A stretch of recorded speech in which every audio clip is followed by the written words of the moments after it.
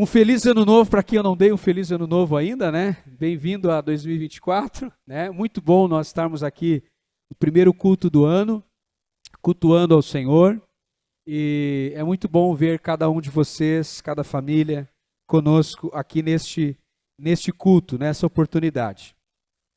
E hoje eu gostaria de começar esse ano, o primeiro culto do ano. Eu escolhi esse texto, acredito que Deus tenha me orientado, me guiado a esse texto de Isaías capítulo 43. Então convido você que está com a sua Bíblia já a abrir comigo no livro de Isaías capítulo 43. E nós vamos fazer a leitura a partir do versículo 14. Bom? Isaías, o Evangelho do Antigo Testamento. Isaías 43, a partir do versículo 14. Assim diz o Senhor, o seu Redentor, o Santo de Israel: por amor de vocês mandarei inimigos contra a Babilônia, farei todos os babilônios descerem como fugitivos dos navios de que se orgulhavam. Eu sou o Senhor, o Santo de vocês, o Criador de Israel e o seu Rei. Assim diz o Senhor, aquele que fez um caminho pelo mar, uma vereda pelas águas violentas, que fez saírem juntos os carros e os cavalos, o exército e seus reforços, e eles jazem ali para nunca mais se levantarem, exterminados, apagados como um pavio. Esqueçam o que se foi, não vivam no passado. Vejam, estou fazendo uma coisa nova. Ela já está surgindo, vocês não reconhecem? Até no deserto vou abrir um caminho e riachos no ermo. Os animais do campo me honrarão, os chacais, as corujas, porque fornecerei água no deserto, riachos no ermo, para dar de beber a meu povo, meu escolhido, ao povo que formei para mim mesmo, a fim de que proclamasse o meu louvor. Até aqui, meus irmãos, esse é o nosso texto, é o texto em que nós, nessa manhã, estaremos refletindo. Algumas pessoas dizem, logo que começa o ano, a gente costuma ouvir, né, que esse ano vai ser o meu ano. Esse ano tudo vai ser diferente. A partir desse ano, tudo será diferente. O poeta já dizia isso, né? A partir de agora em diante, tudo vai ser diferente. A gente ouve muito esse tipo de expressão nessa época do ano, não é mesmo?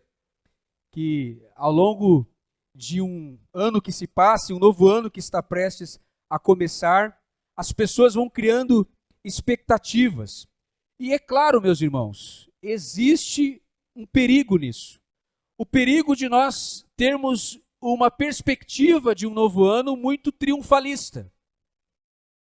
De que esse ano não vai ter problema, esse ano vai dar tudo certo para mim. Eu ouço muito isso das pessoas, né? Esse ano eu vou ter um pensamento mais positivo. E existe toda essa ideia mística em relação ao novo ano. As pessoas lidam com essa transição de forma muito triunfalista, muito complicada. Esse ano eu vou romper. Esse ano vai ser tudo diferente. Um ano novo, tudo novo. Será que é assim? Eu estava até conversando com o irmão Ricardo ali antes do culto começar, que na realidade, né, os problemas de 2024, eles acabam nos acompanhando também, né, nesse próximo ano. E às vezes nós vamos lidar com os mesmos problemas. São os mesmos problemas. A questão é se a nossa atitude em relação a esses problemas, a nossa postura em relação a esses problemas vai continuar a mesma. E meus irmãos, esse apelo que existe hoje por parte da mídia, por parte da nossa sociedade hoje, e isso também tem uma questão cultural aqui muito presente, é um apelo psicológico muito forte que leva as pessoas a terem no coração esse anseio de viver algo novo. E o máximo que nós vamos conseguir, querendo e buscando e tendo esse anseio por viver algo novo, é repetir o velho. Nós temos a tendência de repetir o passado. Essa é a grande verdade.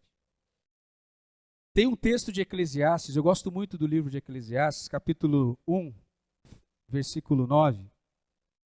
Olha só o que diz o Eclesiastes 1:9. Todas as coisas cansam, tanto que ninguém o pode exprimir.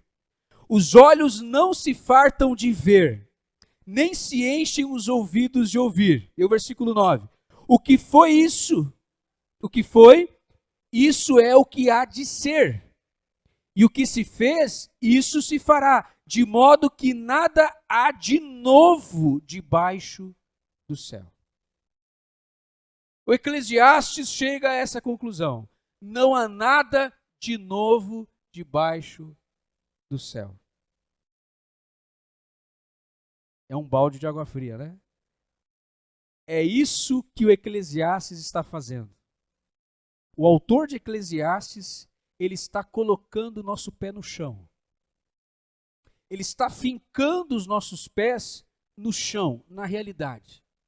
Ele está nos dando um banho de realidade, um choque de realidade. Ele está chamando a nossa consciência para essa realidade de que não há nada novo e que a nossa tendência é sempre repetir a história. Essa é a nossa tendência. E, meus irmãos, se nós olharmos para a história humana, nós vamos perceber que a história, ela sempre se repete. Sempre se repete. Você já ouviu essa expressão, a história se repete? É isso que o Eclesiastes está dizendo. Não há nada novo debaixo do céu. O máximo que nós vamos conseguir de tentar criar, produzir algo novo, é repetir aquilo que já passou. Então nós estamos diante dessa questão, diante desse texto. Um texto que nos mostra, inicialmente, um problema. O povo para quem Isaías, o profeta, está profetizando é um povo que está preso, que está cativo na Babilônia. Um povo que estava nessa condição de exílio, de escravidão. Um povo que estava longe da sua terra, da terra de Canaã, a terra que Deus havia prometido. O povo estava exilado. Por que o povo estava nessa condição de exílio, vivendo nessa condição? Porque o povo havia se desviado dos propósitos de Deus. O povo de Deus estava assimilando práticas e culturas das outras nações. Esse povo se deixou influenciar por essas outras práticas. E o povo, então, o povo de Deus foi abandonando a Deus, foi virando as costas para Deus, foi deixando de lado os preceitos de Deus, para viverem segundo as inclinações dos seus próprios corações. E esse povo que antes foi chamado para viver de acordo com o propósito de Deus, ele se desviou dos caminhos de Deus. Se desviou da lei do Senhor. Abandonou o Senhor. Se tornou um povo idólatra. E por causa disso, esse povo é levado para a Babilônia. E Isaías, ele é chamado, ele é conhecido como o profeta do exílio, porque ele vai pregar, ele vai ser o mensageiro de Deus, ele vai levar a palavra de Deus a esse povo que se encontra no exílio, nessa condição, distante de Deus, distante da sua pátria, porque fez más escolhas. Más escolhas. E porque esse povo fez más escolhas, esse povo foi levado para viver cativo, debaixo do jugo da Babilônia. Quais são as escolhas que você vai fazer esse ano? Quais são as decisões que você está prestes a tomar esse ano? Cuidado e pense e lembre que toda decisão ela vai te levar para algum lugar. toda escolha nos leva para algum lugar. Ou para perto de Deus, ou pode ser que essas escolhas nos levem para longe do Senhor, longe dos seus caminhos. Então, esse povo fez más escolhas, péssimas escolhas. E por causa dessas escolhas, eles estavam vivendo nessa situação. Então, cabe essa reflexão para nós aqui hoje. Quais são as escolhas que você vai tomar a partir desse ano? Reflita sobre isso. Tome cuidado antes de tomar uma decisão, um caminho. Reflita, ore, consulte a Deus, pense, procure conselhos. O povo então acaba se afastando do Senhor. E aí Deus levanta o seu profeta. Deus chama Isaías e escolhe então Isaías para que Isaías pudesse falar a esse povo que estava perdido. Esse povo que estava sem esperança. Esse povo que estava se sentindo derrotado, cansado, desacreditado. Esse povo que não via mais qualquer possibilidade de mudança daquele quadro, daquela realidade.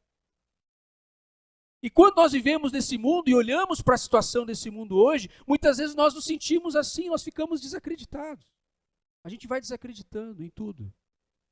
Desacreditando em todos, a gente vai perdendo a nossa esperança de que as coisas possam de fato mudar. E o povo estava vivendo nessa condição. Isaías, então, ele é levantado por Deus. E ele é usado por Deus para confrontar essa realidade.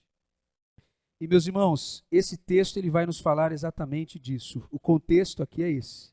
Um povo cansado, desacreditado, sem esperança, mas um profeta que se levanta para ser voz de Deus, para chamar esse povo a uma nova realidade. Esse texto aqui ele vai tratar disso, do agir de Deus, nessa perspectiva de um Deus que está fazendo algo novo, algo inédito na história. E eu queria ver com vocês algumas lições que nós podemos aprender com esse texto. Se você e eu queremos de fato experimentarmos algo novo da parte do Senhor. Algumas lições. Vamos lá? Uma primeira lição está no versículo 18. Versículo 18.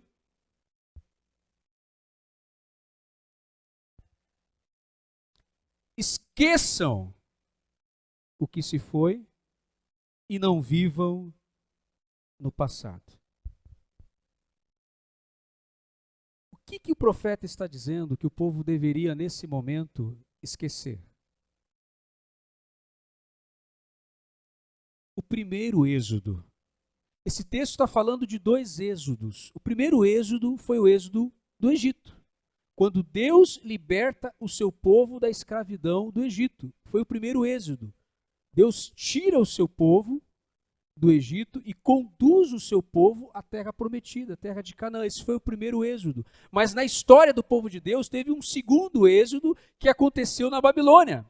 Quando o povo estava cativo na Babilônia, e agora Deus então vai resgatar o seu povo, libertar o seu povo dessa condição de exílio, e vai fazer com que o seu povo agora retorne e volte em segurança para a cidade, para a sua cidade, para Canaã.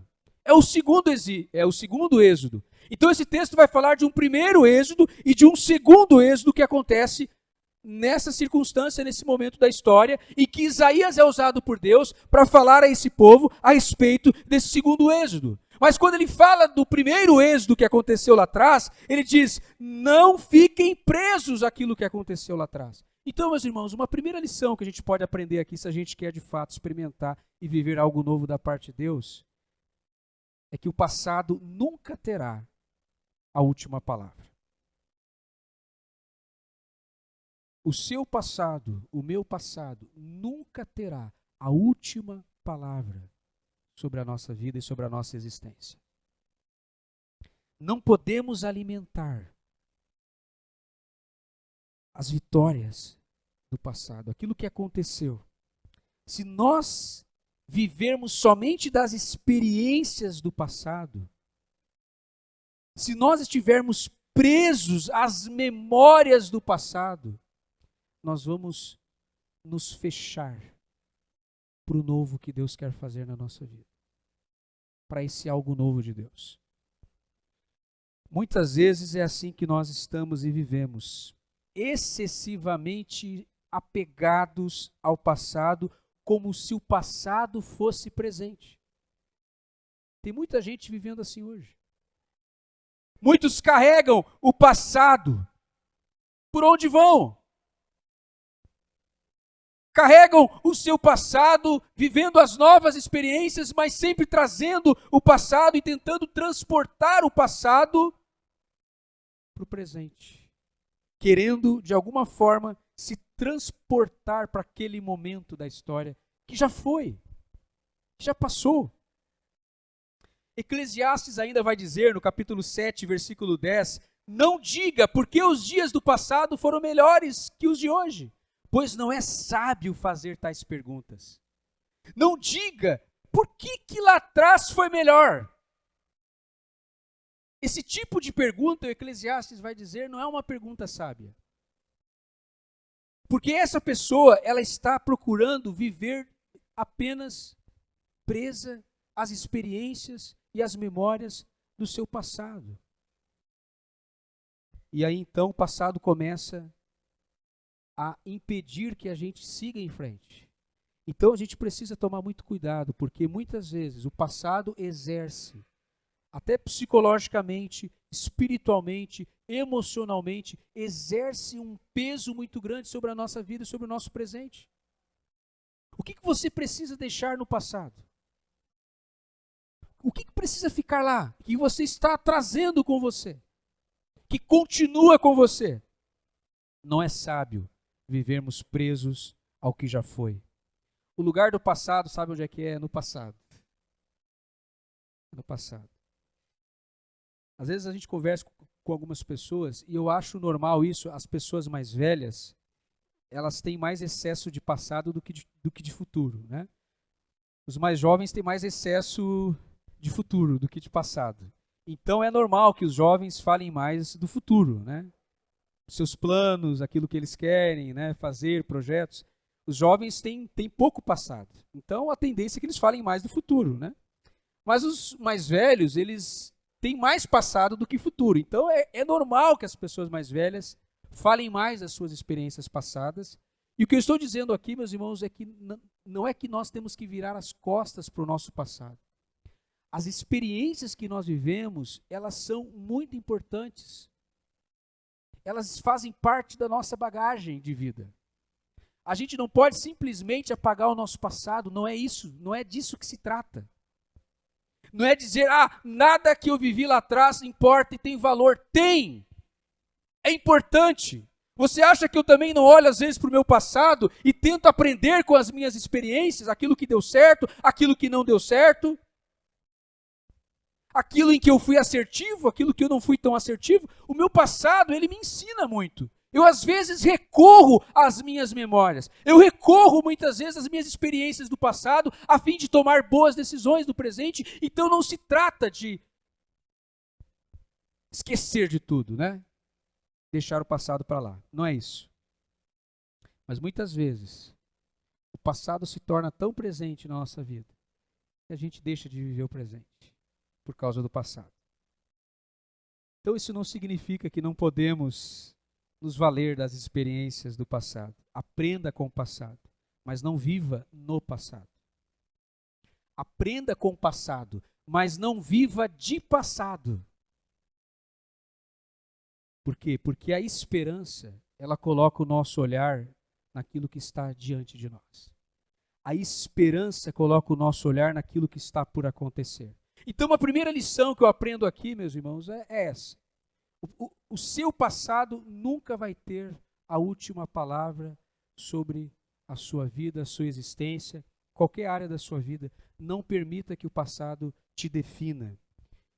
Nós não somos definidos pelo nosso passado. Nós somos definidos pela cruz de Cristo. É o Calvário, é a cruz, é a obra de Cristo que nos define enquanto pessoas, enquanto seres humanos.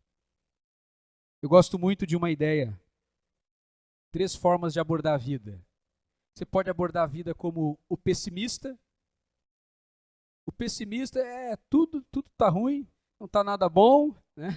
Só tem problema, minha vida é um caos, não consegue enxergar nada de bom em nada, em ninguém, é aquela pessoa que desacreditou em tudo, até em si mesma. O pessimista é assim. Nada tá bom. Você pode abordar a vida dessa forma, ou você pode abordar a vida como um otimista. O otimista, ele já é o outro extremo, né? Ele não consegue ver o aspecto negativo. Ele é ingênuo, é aquela pessoa que é ingênua em relação à vida e à realidade. Tem pessoas que abordam a vida dessa forma, como um otimista.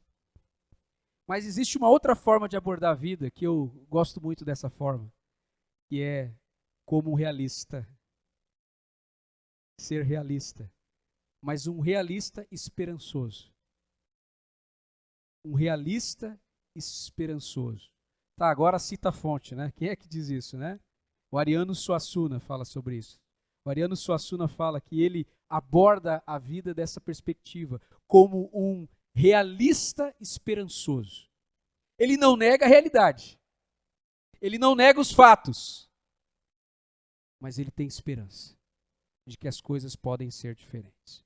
Então, uma primeira lição, meus irmãos, não deixe que o passado tenha a última palavra. Uma segunda lição que eu posso aprender com esse texto aqui, no versículo 19. Vejam, estou fazendo uma coisa nova, ela já está surgindo, vocês não a reconhecem. O profeta Isaías estava lidando com o passado e agora ele começa a trazer a atenção, a chamar a atenção do povo para as coisas que estão acontecendo, colocando o foco no presente. Ele diz o seguinte: olhem para aquilo, vejam, olhem. Vejam o que estou fazendo. Estou, uma coisa nova. Ela já está surgindo, vocês não a reconhecem? Meus irmãos, uma outra lição que eu aprendo aqui é que somente Deus é capaz de realizar e de criar algo totalmente novo e inédito. Só Deus tem esse poder. Só Deus tem essa prerrogativa. O versículo 19 é Deus dizendo: eu estou prestes a fazer algo novo. É Deus quem faz. É Ele. A religião não é capaz de produzir algo novo em nós. A religião não pode produzir em nós um novo coração, uma nova mentalidade, uma nova postura, um novo jeito de enfrentar a vida. A religião não tem esse poder de criar algo novo. Estruturas não são capazes de realizar esse novo. Deus sim, Deus é capaz de agir na nossa história de forma a mudar e a transformar todas as coisas. Somente Deus tem o poder de fazer algo novo, meus irmãos. A gente vai repetir o passado sempre. Essa é a nossa tendência. Mas Deus não. Deus, ele pode fazer algo novo. Ele tem esse poder, ele tem essa prerrogativa. Tem pessoas que pensam que se eu mudar de cidade, a minha vida vai ser diferente. Mudanças geográficas não produzem coisas novas. Às vezes a sua vida pode mudar um pouquinho ali, um pouquinho aqui, não é? Mas mudanças geográficas, muitas vezes de cidade, mudança de lugar, mudança até mesmo de igreja, não vai trazer o novo de Deus. Porque não adianta mudar de lugar se a gente continua o mesmo. Uma vez eu ouvi essa frase, ela é muito verdadeira. Se você pegar um doente, uma pessoa enferma, e trocar o doente de leito, ele vai continuar com a mesma doença. Pega um doente e muda ele de leito. Ele ficou curado? Não. Então a questão não é mudar por mudar. Porque tem muitas pessoas que mudam de lugar, mudam de igreja, estão sempre mudando, mudando e mudando, mas a vida continua sempre a mesma, o coração continua intacto, continua o mesmo, porque o problema não está na circunstância, não está no entorno, não está na mudança que essa pessoa está fazendo, mas está lá dentro, dentro do seu coração. É mais profundo, o problema é mais profundo. Nós não temos o poder de criar algo efetivamente novo. A única coisa que nós vamos conseguir pela nossa própria força é repetir as experiências do passado. Ou o máximo que você vai conseguir é uma mudança aparente. É uma mudança superficial. Mas a vida permanece, o coração permanece o mesmo.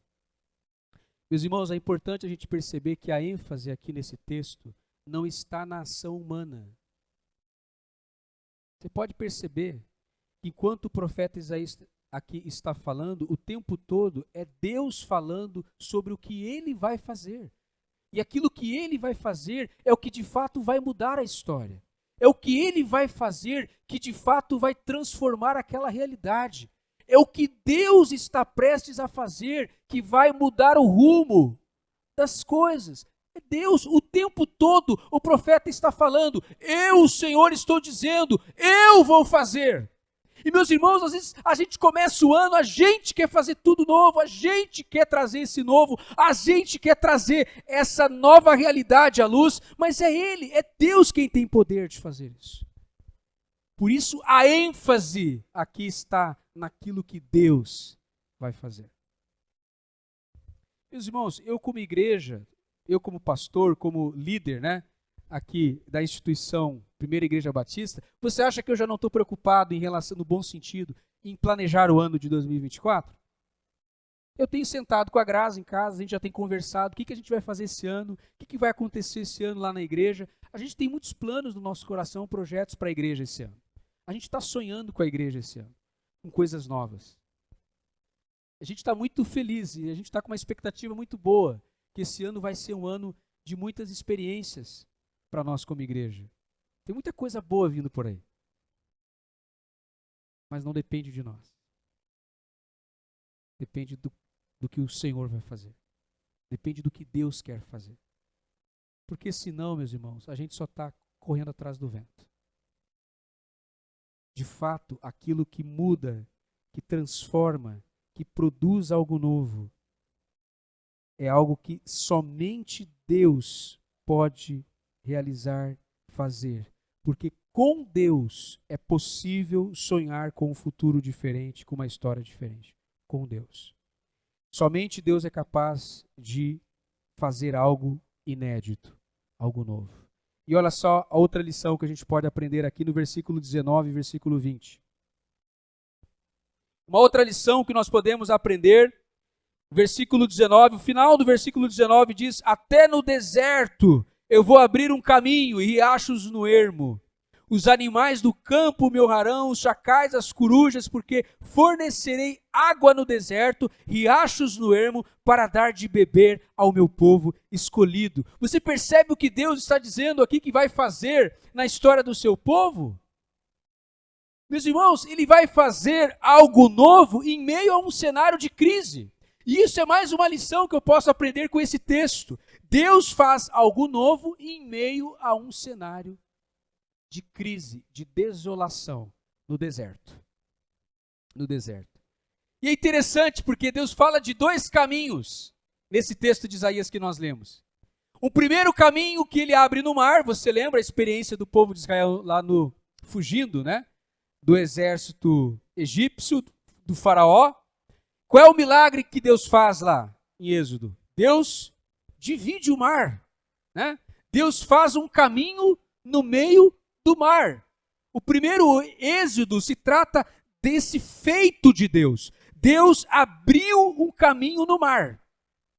Agora Deus vai fazer diferente. Deus vai abrir um caminho no deserto. Lá atrás ele abre no mar, agora ele abre um caminho no deserto.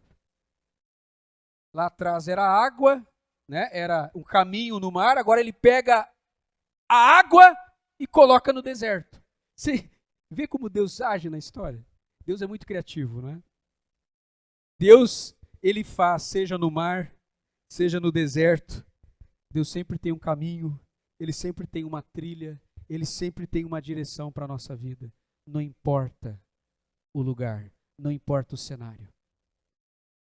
Eu não sei qual é o cenário que vai se desenhar esse ano diante de nós. Pode ser que seja um cenário lamentável. Você vê que o ano já começou com um terremoto, né? Acontecendo em algumas regiões do mundo, algumas tragédias, algumas notícias tristes. No começo do ano, já recebemos algumas notícias. Mas é exatamente assim. Deus vai abrindo caminhos no deserto. Deus vai cumprindo os seus planos e seu propósito na história. Porque Deus, ele age assim. Deus, ele vai invertendo a lógica. Lá atrás ele separou as águas. Agora ele coloca água no deserto. E meus irmãos, esse é um traço, uma característica de Deus que eu admiro muito. Deus é muito criativo no seu modo de agir na história. Ele é muito criativo.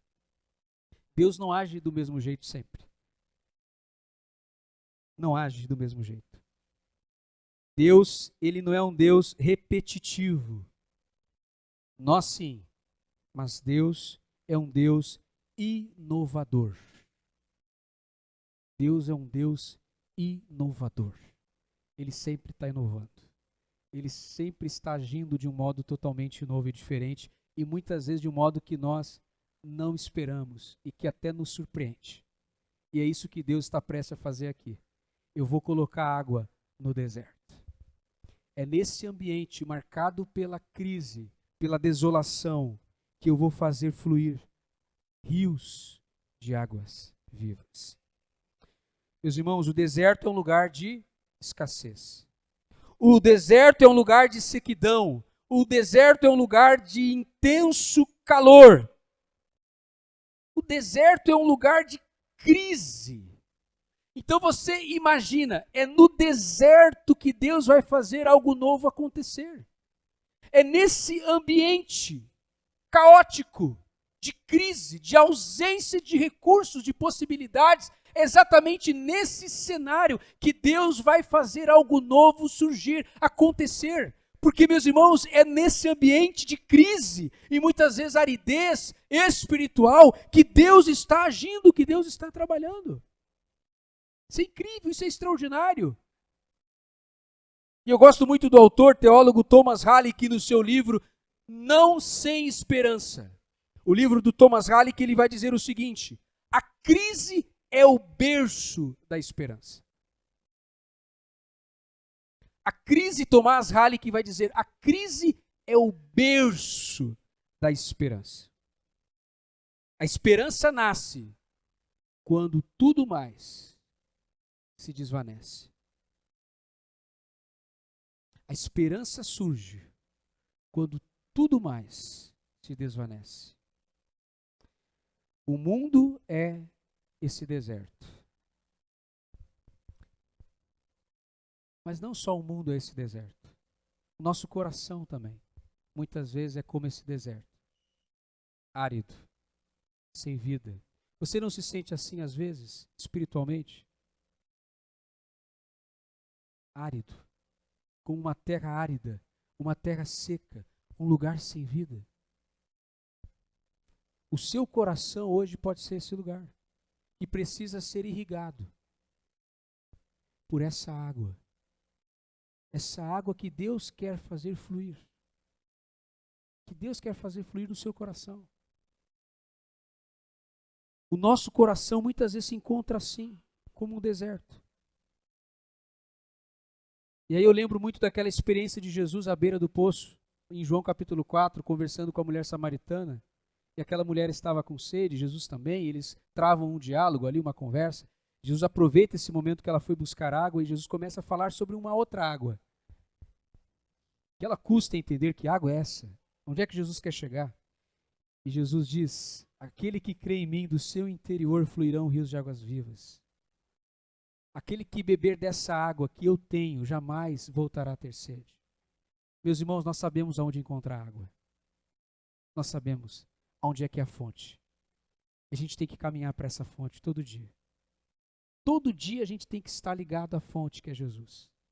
Porque é Ele que vai trazer essa água, que vai fazer com que do nosso interior fluam rios de águas vivas. E essa água flui para onde que ela corre? Para onde que ela vai? Né? Ela vai criando leitos no deserto. Você já viu uma terra seca quando a água chega? Não sei se você já viu essa experiência, mas existem lugares em que esse fenômeno acontece, que de repente do nada a água começa a surgir. E é interessante a imagem que a gente tem, né? Aquela água vai criando leitos no deserto. Aonde não havia passagem para aquela água, agora por onde a água passa, ela vai criando caminhos. Ela vai fluindo. E é assim que acontece quando nós temos uma experiência com Cristo. Essa água que vem, ela vai fluindo através de nós, por meio de nós. Para onde é que essa água vai correndo? Para esse mundo. Esse mundo. Esse mundo que é um deserto. Nós sabemos que nós temos a fonte, que é Jesus, a fonte da água viva. Mas o mundo talvez ainda não ouviu falar dessa fonte. Pode ser que tenha muitas pessoas lá fora que ainda não ouviram falar dessa fonte. E nós temos essa missão. E recebemos de Deus essa missão. De mostrar para as pessoas lá fora que existe uma fonte que pode saciar a sede do nosso coração, da nossa alma. Por último, meus irmãos, uma outra última lição que eu aprendo aqui é que Deus faz algo novo para que Ele receba o louvor. Por que você quer algo novo de Deus? Por que você quer que Deus faça algo novo e inédito na sua vida esse ano? Por que Deus faz algo novo? O próprio texto responde. Olha lá o que diz, versículo 21. Vamos deixar o texto responder? Olha lá. 21. Ao povo que formei para mim mesmo, a fim de que proclamasse o meu louvor.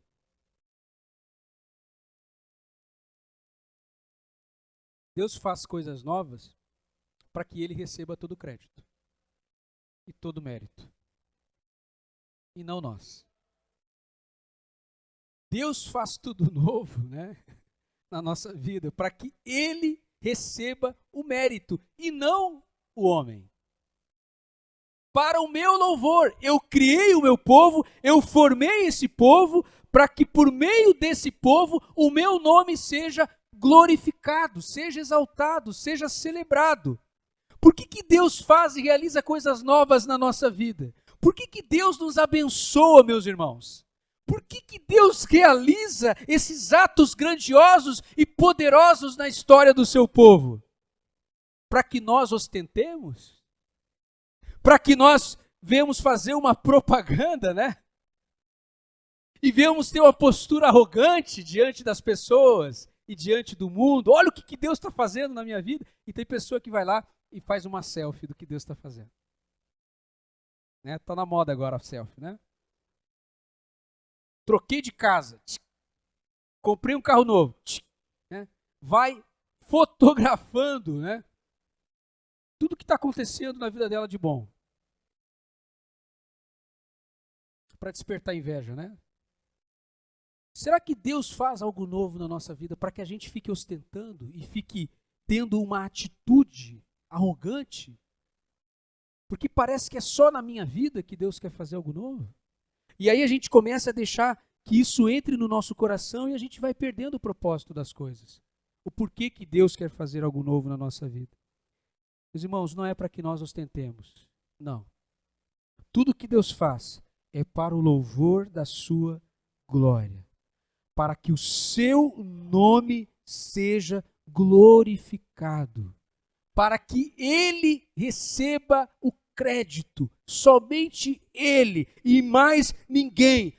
Deus é um Deus que não divide a sua glória com o homem. A glória de Deus não pode ser dividida com homem nenhum.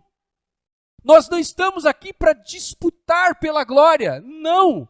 Nós estamos aqui a serviço da glória de Deus, para dar glória àquele que merece de fato receber toda a glória. É Ele, porque é Ele que faz coisas novas. É Ele que fez, que faz e continuará fazendo. E tudo o que Ele faz é para que Ele receba no final o crédito, o louvor. Amém, meus irmãos? Isso tem que estar muito claro no nosso coração.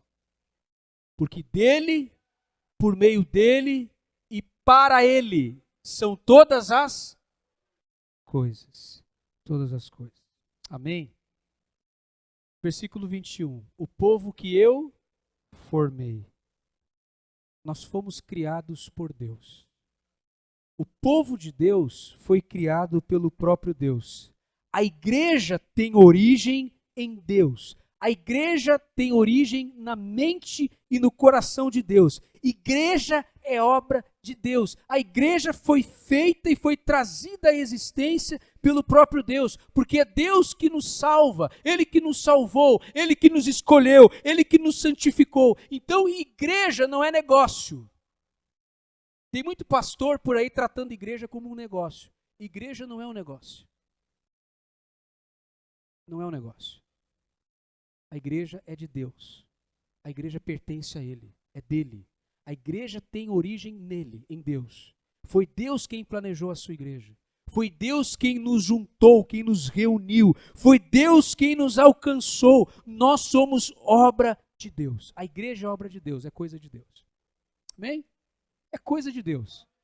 Não é um homem. Porque hoje em dia está assim, né? Você quer abrir uma igreja, vai lá, né? Aluga uma garagem, um lugar. Eu vou começar uma igreja aqui. É um negócio. Hoje igreja virou um negócio. Igreja não é isso. Não é isso.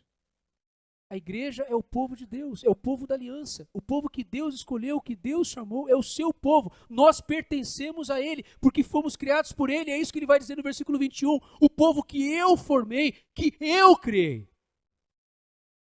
Então, meus irmãos, nós somos criados por Deus e para a glória de Deus. Celebre o nome do Senhor esse ano. Viva para o louvor do seu nome esse ano. Como é que eu faço isso? Como é que eu proclamo o nome do Senhor? Como é que eu celebro a Deus? Você já está fazendo isso vindo aos domingos aqui. Uma forma de nós fazermos isso é nos reunindo cada domingo, a cada culto. Nós estamos aqui para fazer isso, para celebrar o seu nome. Para proclamar que Ele é um Deus grandioso, para reconhecer quem Ele é, para contemplar a sua obra na nossa vida, a sua obra no meio do seu povo. Nós estamos aqui para celebrar o que Ele está fazendo. Não é o que o homem pode fazer, mas é o que Ele de fato é poderoso para fazer. É isso que nós estamos fazendo aqui, nos encontrando a cada domingo, celebrando quem Deus é e as suas obras, e atualizando isso no nosso coração, atualizando isso todos os domingos, as obras de Deus. Mas você pode fazer isso ao longo da sua semana? É claro, a gente continua fazendo isso. Segunda, terça, quarta, quinta e todos os dias do ano, os 365 dias do ano, nós estamos vivendo para a glória de Deus. Os 365 dias do ano, você está vivendo nessa perspectiva de que Deus receba toda a glória, que Ele tem o mérito.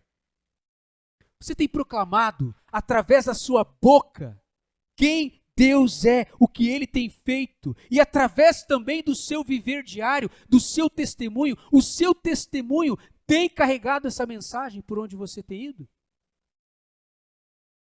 Quem Deus é? Quem Deus é? E o que Ele tem feito.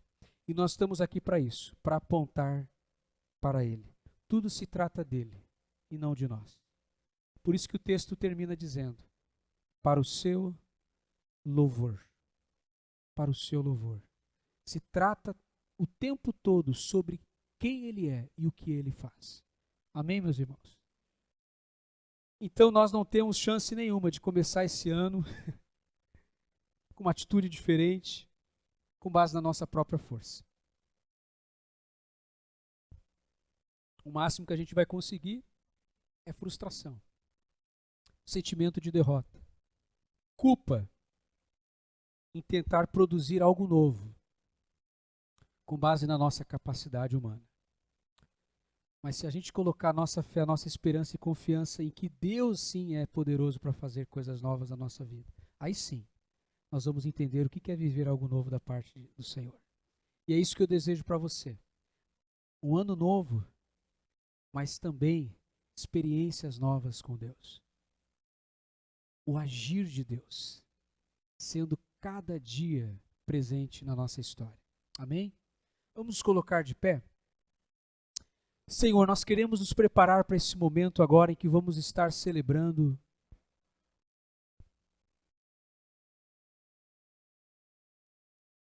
a cruz, que mostra que o Senhor fez um caminho na história.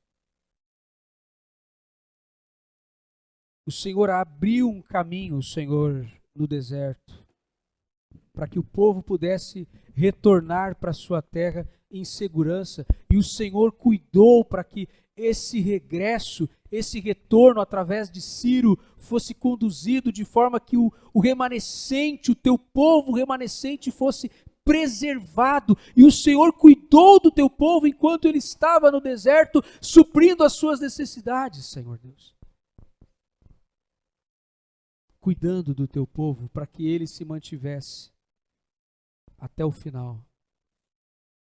Porque o Senhor é quem mantém, Senhor, a tua aliança conosco. Senhor, nós só conseguimos chegar ao final de mais um ano porque o Senhor foi fiel, Senhor. E nós só temos condições de viver esse novo ano porque o Senhor vai continuar sendo fiel na nossa vida. E o Senhor vai continuar fazendo coisas totalmente novas na nossa história. E assim como o Senhor abriu um caminho no deserto, Senhor, o Senhor abriu um caminho através da cruz. Um caminho que nenhum de nós poderíamos abrir por meio das nossas próprias obras, esforços. Nós jamais conseguiríamos abrir esse caminho que o Senhor abriu. E como diz a tua palavra lá, Senhor, no livro de Hebreus, na carta aos Hebreus, um novo e vivo caminho. Um caminho totalmente novo, totalmente inédito, que foi aberto através do sangue e do sacrifício do Cordeiro de Deus. E hoje nós podemos passar por esse caminho, Senhor. Lá atrás o povo de Israel passou por um caminho também, que o Senhor abriu no meio do mar, de forma extraordinária, maravilhosa, sobrenatural, Senhor. Mas no novo pacto, na nova aliança, um novo caminho é aberto, mas agora por meio do sangue e do Calvário, através do Cordeiro de Deus, que veio para tirar o pecado do mundo. E como é bom saber, Senhor, que o Senhor agora não abre apenas um caminho, porque esse caminho não é uma trilha. O caminho da cruz não é uma espécie de trilha pequena, apertada, é uma avenida. O Senhor abriu uma avenida, Senhor, um caminho amplo, para que nós pudéssemos entrar com confiança, junto ao trono de graça, Senhor, para recebermos graça do Senhor. E nós queremos fazer isso hoje como igreja, Senhor, ao participarmos dessa ceia, que é a ceia do Senhor, da mesa do Senhor, e nos aproximarmos, Senhor Deus, desta mesa com esta consciência, Pai, que o Senhor já nos abriu um caminho, Senhor. Agora cabe a nós continuarmos caminhando por este caminho, Senhor Deus, que o Senhor já abriu, através do teu sangue na cruz do Calvário. Bendito caminho, Senhor. Glorioso caminho, Senhor. Que caminho, Senhor, é esse por onde nós temos trilhado com o Senhor? Que bênção, Senhor. Que privilégio, Senhor Deus. Podemos entrar com confiança por esse caminho. Muito obrigado, Senhor. E que esse ano seja um ano, Senhor, que nós venhamos experimentar mais da graça do Senhor sobre as nossas vidas. Porque nós somos pecadores, nós somos imperfeitos. E talvez, Senhor, nós estamos carregando ainda conosco para esse ano a nossa velha natureza, nosso velho homem, traços ainda, Senhor, de uma humanidade que não foi redimida, mas nós queremos clamar pela Tua graça e misericórdia nessa manhã, Senhor, porque nós queremos fazer parte dessa nova criação. Essa nova criação, esse novo reino, onde o Senhor está restaurando todas as coisas. Nós queremos fazer parte disso, Senhor. Nos leva por esse caminho, Senhor, pelo novo e vivo caminho, Senhor. Prepara o nosso coração para esse momento agora. Prepara, Senhor Deus, cada coração que está aqui hoje para esse momento em que vamos participar da ceia do Senhor agora, Senhor, com essa consciência de que precisamos do Senhor. Dependemos do Senhor para viver coisas efetivamente novas na nossa vida, na nossa existência. Enquanto o grupo de louvor canta essa canção, quero convidar você a sair do seu lugar, a vir até a frente e a se servir do pão e do cálice. Eu vou aguardar que todos tenham se servido, para que nós venhamos juntos nessa manhã participarmos da ceia do Senhor, em memória do Senhor. Então faça isso enquanto o grupo de louvor canta, fique à vontade para sair do seu lugar, vir à frente e se servir, né?